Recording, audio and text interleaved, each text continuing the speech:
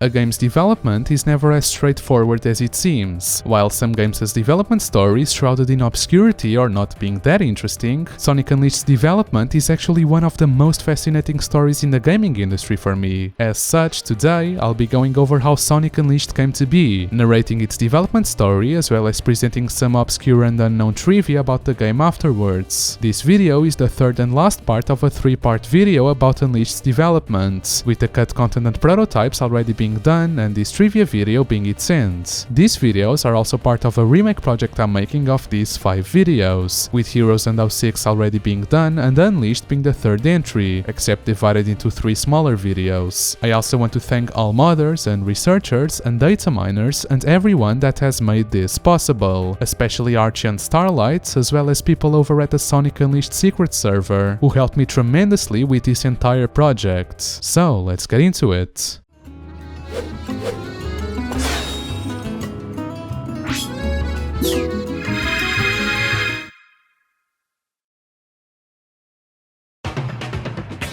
Sonic Unleashed was conceptualized in a very dark era for Sonic. The franchise had always been one of Sega's flagships, seeing great success on their own consoles. However, as we all know, the Dreamcast was a commercial failure and saw the end of Sega-produced consoles, which resulted in them becoming a third-party developer. The first title in this format was Sonic Heroes, which, although sold very strongly, still being one of the best-selling titles to this day, was met with mixed reviews. 2005 saw the release of Shadow the Hedgehog, which was also rated fairly poorly, resulting in an all-time low reputation for the franchise after the release of Sonic 06, being critically panned by fans and press alike. Other games like Secret Rings, Rivals or Riders, all released within the same time frame, were not received with much enthusiasm either, although Unleashed, as in the actual game, only really started being developed around the same time as 06's release. It actually started with the conception of the Hedgehog engine in 2005, a new lighting engine capable of producing much better graphics than those from the previous game,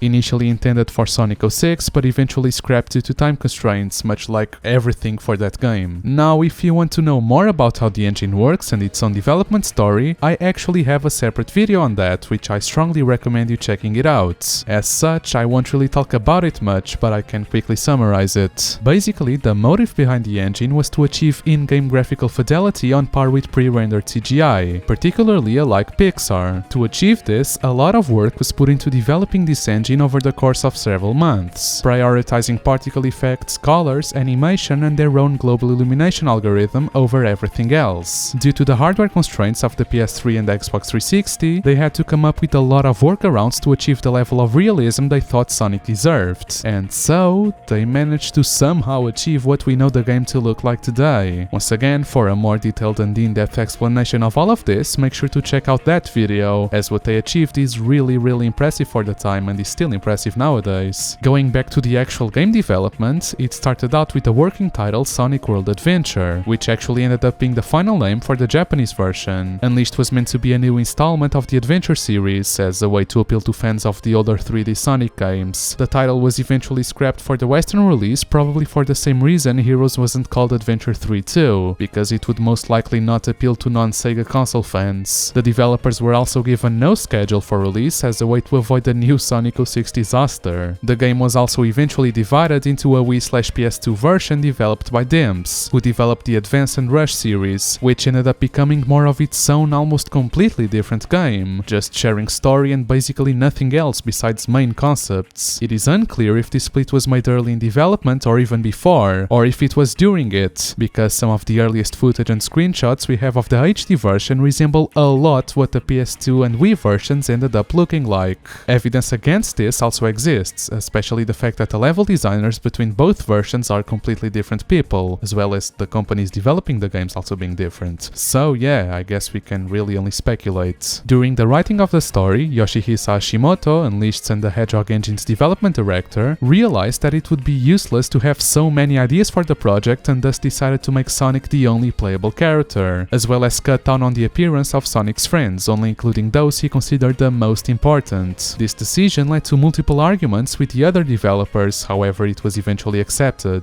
Even so, Hashimoto tried to go further than that as to not disappoint fans and especially younger players. While he was making some sketches with Sachiko Kawamura, the game's art director, he wanted to implement what he called a stimulating element. What they conceptualized with this idea was a quote-unquote little wilder than usual version of Sonic, where instead of using his legs to run fast as his special ability, it would be more fun to use his hands for a powerful and light action instead. Thus, the Werehog was born. He was meant to contrast with the normal Sonic, and they knew from the beginning this could collide with mixed reception from fans early in development. Even so, they kept going with the idea, splitting the gameplay into two, with the daytime stages being the usual high-speed gameplay, and the nighttime ones being focused on fighting mechanics and platforming. Even though the normal Sonic gameplay was the usual high-speed type, as we know, it works very differently from anything that had been seen in the franchise so far. One of the main objectives that Hashimoto had during development was coming up with ways to avoid having the game on rails like in the past titles, but still maintaining an interactive feel while presenting vigorousness and a sense of speed. Sadly, there's not much that's known about the Boost gameplay's development. However, we do know that it was indeed what Hashimoto was looking for. The implementation of moves such as the Quick Step, Drift, Stomp and Boost inspired from Sonic Rush, and the addition of objects that change paths depending on the buttons you press during QuickTime events were all sufficiently different and not alien enough for the developers to be satisfied with them. Interestingly, the idea for the Quick Step was drawn from the fact that usually the player moves in a 3D space using the left analog. However, it limits the user to linear directions, making it difficult to let them run non-stop within a complicated 3D environment. Thus, this system was implemented as a way to change things up while still maintaining the high-speed feeling.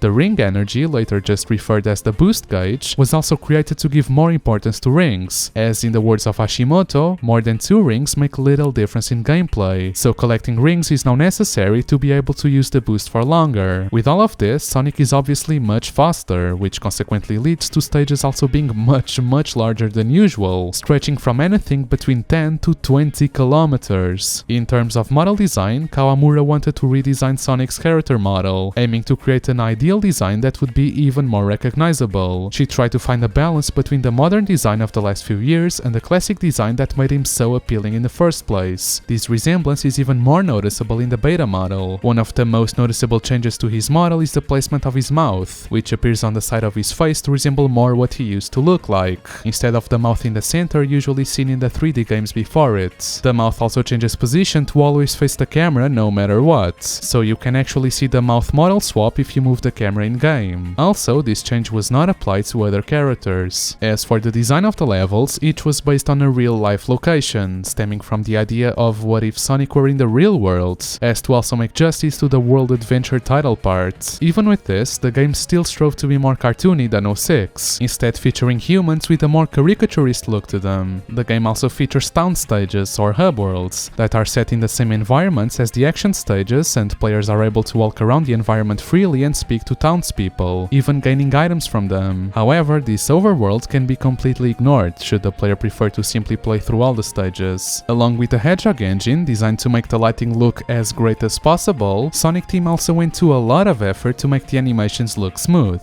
This included minor animations that didn't matter to the game but were pretty cool to be there in the first place. For example, when Sonic walks up to a set of stairs, he will put one leg onto the step in front of him. The NPC characters in the hubs are also surprisingly well fleshed out, and have their own subplots and side quests, some of which span over the entire globe. Like Hualien from Chunan leaves her village to do something other than make meat buns for the rest of her life. Eric and his wife visit Chunan after it gets restored. Samara from Shamar gets hopelessly lost looking for her home country, etc. If you care to, you can end up doing a whole lot of rather pointless things that amount to little in the overall plot, but still have self-contained meaning. The title was first brought to public attention when the Sonic Unleashed name was trademarked by Sega on the 12th of March of 2008. Screenshots of cutscenes, artwork and the video were leaked just 10 days later, as I mentioned in the betas and prototypes video. The title was confirmed on the 3rd of April with a small selection of screenshots and an updated video by Sega themselves.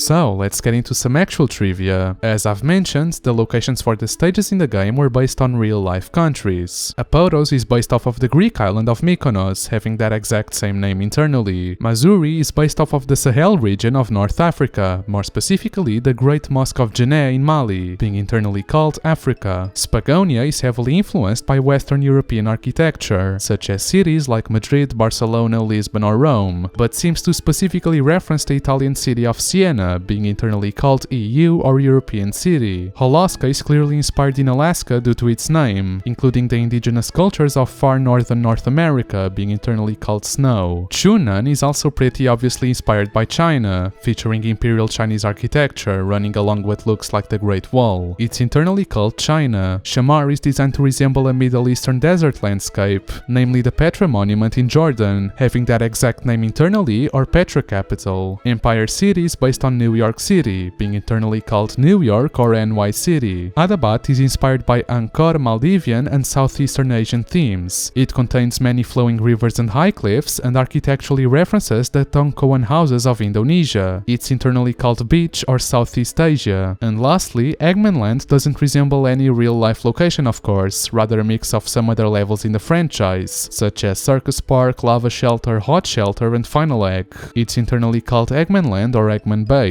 A PC port of the game was allegedly planned but later scrapped for unknown reasons. However, some ported files can be found in the PC version of Sonic Generations, such as button hints at loading screens, images of purchasable goodies, Sonic and Werehog life icons, and an uncompleted renderer which is capable of rendering directional shadows. This is most likely due to Generations being almost completely built on top of Unleashed though. Even so, a quote-unquote PC version of the game can actually be seen during the GDC conference by Hashimoto explaining the Hedgehog engine, which I covered in that video I told you to watch. Even though it looks laggy in the video, the frame counter says it's running at 60 FPS even if it's a debug build, so I don't know. Even if there are two completely distinct versions of the game, these versions actually have differences between the consoles they were released on. Starting by the HD version, the PS3 runs at an uncapped frame rate, capable of reaching 60 FPS at times, though not very frequently, if at all basically, rather than the 30 FPS cap for the Xbox 360. Even so, the 360 is more powerful, capable of keeping a pretty stable 30 FPS most times, while the PS3 does dip to under 30 very frequently. One of the culprits of this is probably Sonic's model, which was the highest quality by far until 9 years later with Forces, having a total of 19,887 tries. For reference, Sonic Generations has a lot less tries and looks basically the same. If you run the 360 version on an Xbox Series S or X, the game is instead capped to 60 FPS, achieving it with ease. However, several instances run much smoother on the PS3, such as the Daytime Windmill Isle and Coolette stages, as well as the Tornado Defense levels. Certain special effects, such as Sonic's dust speed particles, are also enhanced on the PS3, though some other details, such as the windmills in the distance, are missing due to the lower render distance. Character models are also slightly enriched on the PS3, while the 360 employs smoother shading. Finally, the transition between day and night was also changed to be a silent screen showing the sun and moon medals for the PS3 version, rather than the transformation cutscene seen in the 360. As for the SD version, the Wii version is generally regarded as being superior in almost everything, especially graphically, as the PS2 has fewer polygons and dimmer lighting. However, the PS2 has more responsive controls, as the Wii suffers from 8-directional movement, which is a common issue with Sonic's GameCube and Wii ports. Also, this version of the game is missing some stages from the HD version, namely Empire City and Mazuri. While the latter does still appear, it is only in the form of the Egg Beetle boss, the hub and the Gaia temple, so no actual stages. The cover artwork was originally going to use lenticular printing to have Sonic turn into the Werehog. For reasons probably related to costs, the idea was scrapped and the two were split in half instead.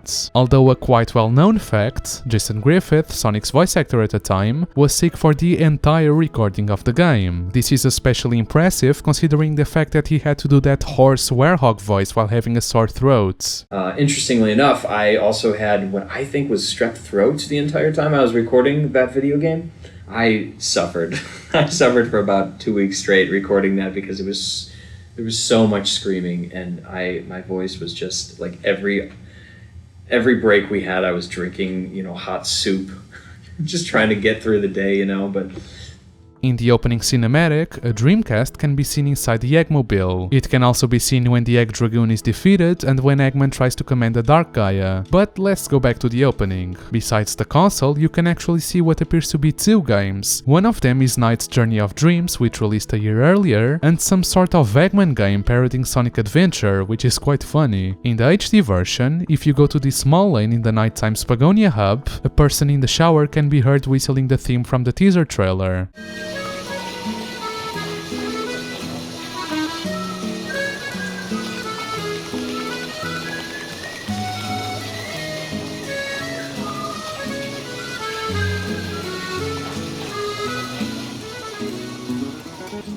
The manual for the game states that the triggers are not used in the day stages, but they are, of course. It is also stated in the day stages section of the manual that if Sonic doesn't reach the goal within 10 minutes, he'll lose a life. This isn't true in the game itself, meaning the player can take as much time as needed to clear a stage. One cutscene contains a reference to the ending of Sonic CD. This cutscene plays after the first exorcism of the game. During it, the werehog is seen carefully putting Amy on the ground after having saved her, with her eyes closed, then quickly leaving by swinging across buildings when she opens her eyes and turns to look at him. Much like how in the ending of Sonic CD, he put Amy on the ground and then while her eyes were still closed, he carefully backed away and then ran off just as she opened her eyes. Speaking of the werehog, the term werehog is derived from the words werewolf and hedgehog. However, this is a misnomer, considering that the were in werewolf derives from the Old English were, meaning man, which means he is incorrectly referred to as a man-hog. In other words, someone who is half man, half pig, which is especially weird considering he is none. In Eggman Land, there are 3 robots whose names represent a console and the year that a Sonic game came out. These are EFMD 1991, Mega Drive and Sonic 1, EFDC 1998, Dreamcast and Sonic Adventure, and EFXP 2006, Xbox and Sonic 06. To further cement this idea, MD 1991 is the oldest, while XP 2006 is the youngest and is apparently clumsy, glitchy, and can't do anything right. In the Xbox 360 version, after Perfect Dark Eye is defeated and the Earth is returning to normal, Chip says, "Sonic, you must live."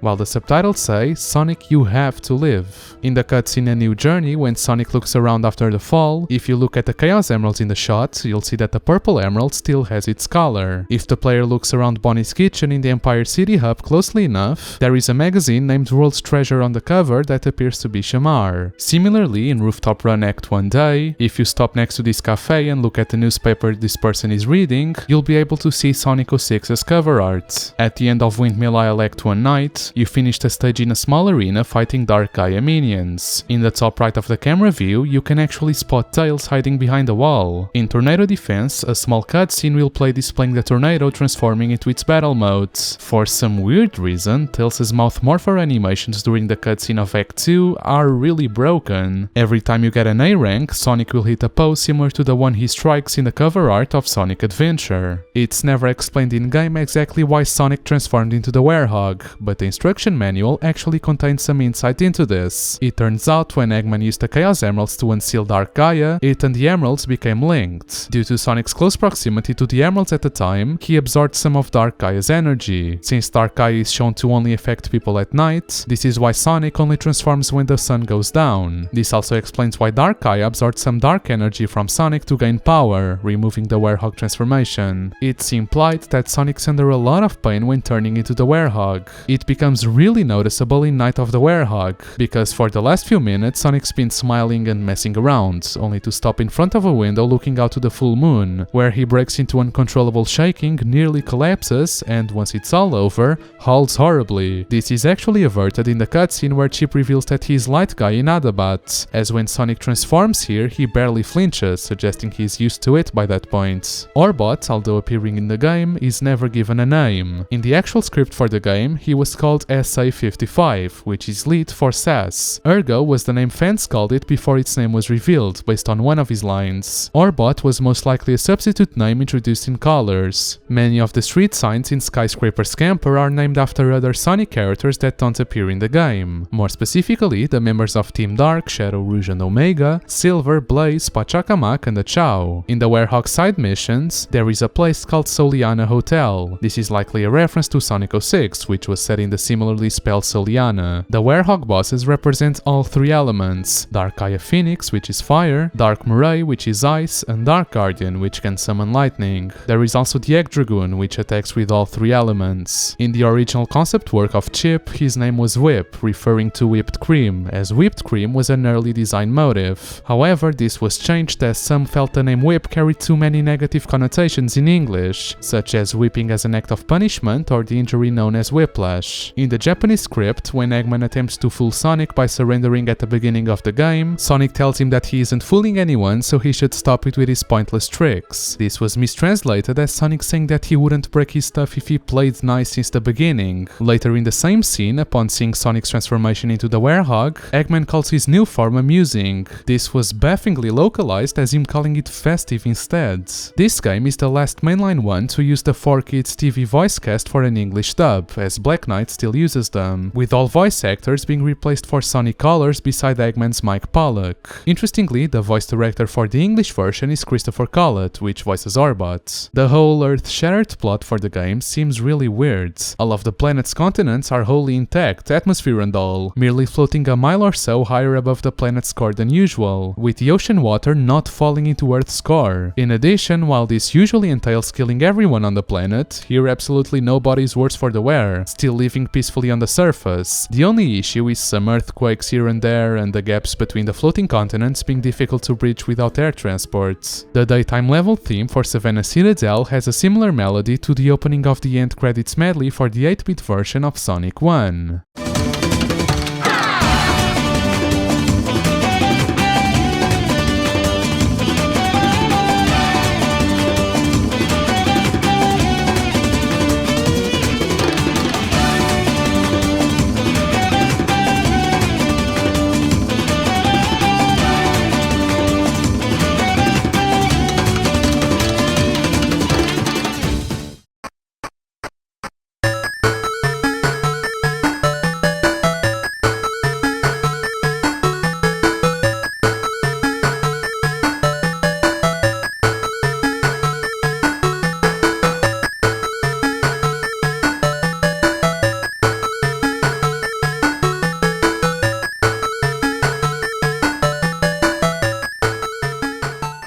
The song used for Rooftop Run Night contains a well-known and common jazz lick, which would go viral and become a meme known as The Lick in 2011, 3 years after Sonic Unleashed's release.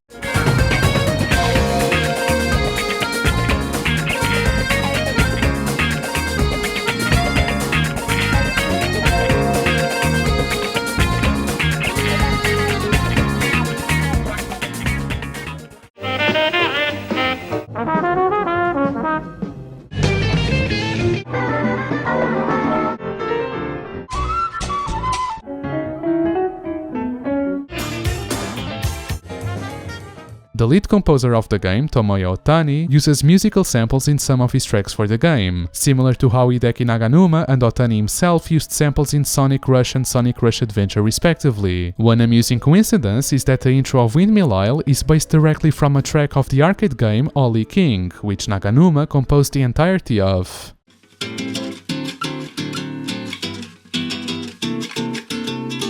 Keep stepping at your, keep stepping at your, keep stepping at your own pace, stepping. Keep stepping at your, keep stepping at your, keep stepping at your own pace, stepping.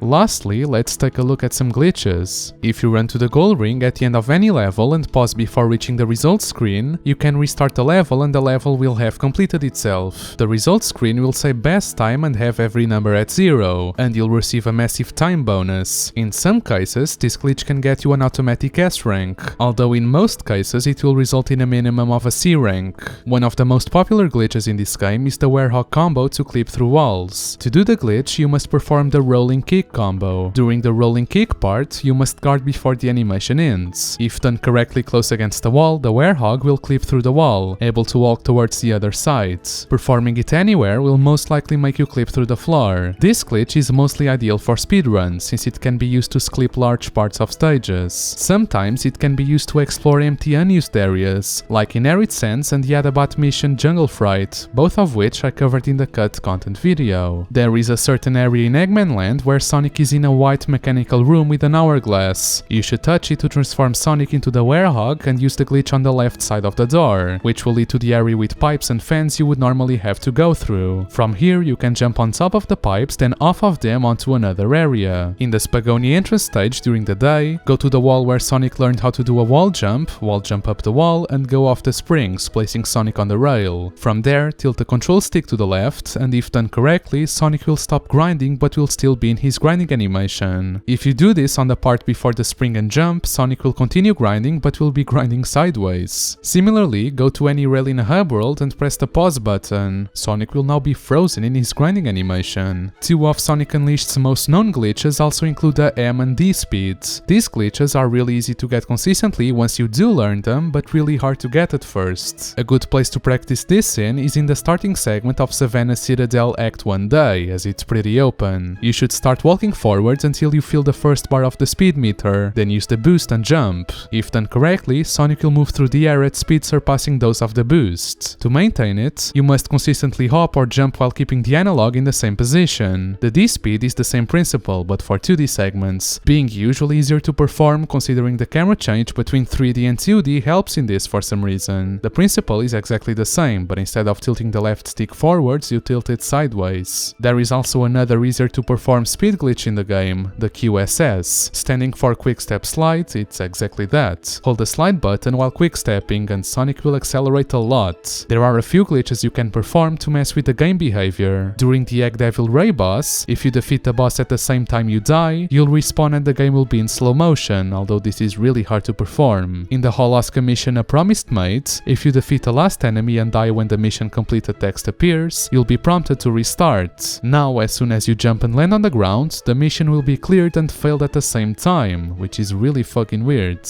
Even more weird is the fact that when you restart again, the werehog's animations will be completely fucked. If you boost into these rings in the Chunan hub, you'll be given a ridiculous number of them every time you walk for some reason. If you fall out of bounds for long periods of time, there is a chance a ghost mode will be activated, where you can't interact with anything, be it rings, enemies, objects, nothing. The only thing you can do is destroy stuff with the werehog if you do it as him, but besides that it's not a useful glitch at all. And lastly, you can skip a good portion of the storyline by performing a few glitches when you get to the Spagonia hub world for the first time. After getting to Professor Pickle's lab, you'll be told he's missing and Tails asks you to look for clues, while also being unable to return to the lab. However, you can actually perform the drift in the hub world, which you should use to drift up these stairs and get a huge jump boost to get over the invisible collision keeping you from returning. After loading, you're taken inside the lab as expected and it seems Pickle was there all along. If you try to leave Spagonia, Tails will prevent you from doing so. However, you can use the homing attack in disowning and then jump again and air dash left, which will make you go over the invisible wall blocking the world map. If you go into the load zone, you'll be instantly taken to Mazuri as the werehog, skipping the need to gather clues. You can also access the Spagonia night stages earlier than intended.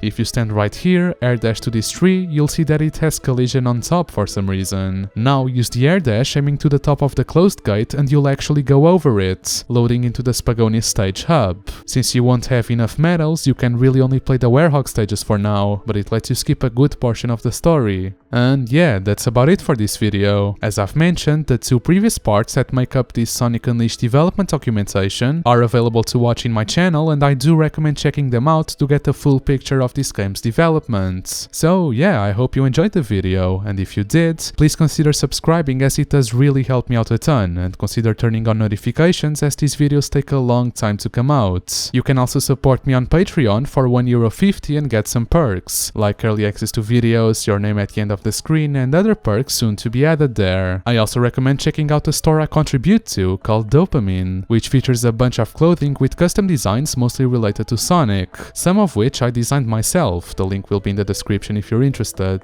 I also have a Twitter if you want to follow me there, and check out my community tab once in a while where I post quite frequently with video news. And that's about it really. I'll hopefully see you soon.